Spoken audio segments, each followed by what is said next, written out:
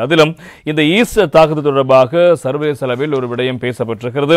இன்றைய வீரகேசரி பத்திரிகையில் அது தொடர்பான செய்திக்கு இவ்வாறு தலைப்பிடப்படுகிறது. ஈஸ்டர் தாக்குதல் தீவிரவாதம் உலகமயமானதன் அடையாளம் அட்மிரல் அனில் குமார் சவ்லா தெரிவிப்பு என்பதாக இன்றைய வீரகேசரி பத்திரிகை தலைப்பெற்றுவது நாங்கள் காணக்கூடியதாக இருக்கிறது. தீவிரவாதம் உலகமயமாக்கப்பட்ட வர்த்தகமாக மாறியுள்ளது.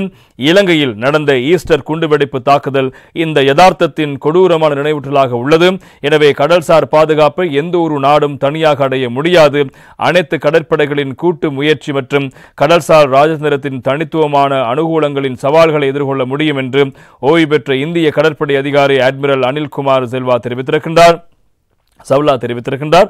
கொழும்பில் நடைபெற்ற கடல்சார் உரையாடல் மாநாட்டில் கலந்து கொண்ட போதே அவர் இந்த விடயங்களை சுட்டிக்காட்டியிருப்பதாக செய்திகள் தொடர்வதை நாங்கள் காணக்கூடியதாக இருக்கிறது. மேலும் பல விடயங்களை அவர் சுட்டிக்காட்டி இங்கே பேசியிருக்கிறார். எனவே இலங்கையினுடைய நிலைமைகள், அதே போல இலங்கையினுடைய தற்கால செயற்பாடுகள் மற்றும் ஈஸ்டர் தாக்குதல் தொடர்பான விவகாரத்தினுடைய பின்னணி தொடர்பான விடயங்களையும் அவர் சுட்டிக்காட்டி இங்கே கருத்துக்களை முன்வைத்திருக்கிறார். எனவே இலங்கைக்கு வருவது எப்போதும் மகிழ்ச்சி அளிக்கிறது என்பதாக தெரிவித்த அவர், இந்தியாவுக்கும் இலங்கைக்கும் இடையிலான நாகரிக பிணைப்புகள் பல ஆயிரம் ஆண்டுகளுக்கு முந்தைய, மேலும் இந்திய கடற்படையும் இலங்கை கடற்படையும் கிட்டத்தட்ட பிணைக்கப்பட்டவை என்பதாகவும் அவர் தெரிவித்திருக்கின்றார். கடல்சார் ராஜதந்திரம் மற்றும் பிராந்திய பாதுகாப்பு சவால்கள் அனைத்து நாடுகளுக்கும் பொதுவானதாகும்.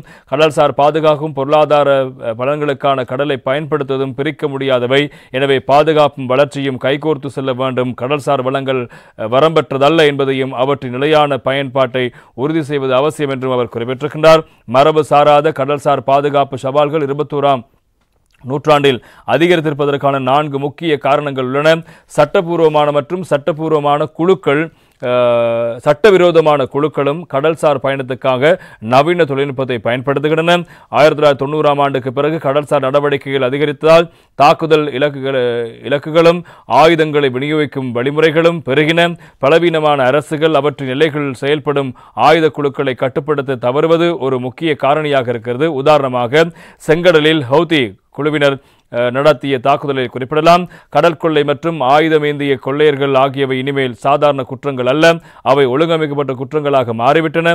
இந்த குற்றங்களை எதிர்த்து போராட ஒருங்கிணைந்த நடவடிக்கை தேவைப்படுகின்றன. மறுபுறம் தீவிரவாதம் உலகமயமாக்கப்பட்டது வர்த்தகமாக மாறியிருக்கிறது. அதுக்கு மிக முக்கியமான உதாரணம் கடந்த 2019 இலங்கையில் நடைபெற்ற ஈஸ்டர் தாக்குதல் என்பதாகவும் அவர் தன்னுடைய இந்த குறிப்பில் மேற்கோள் காட்டியிருந்தார்.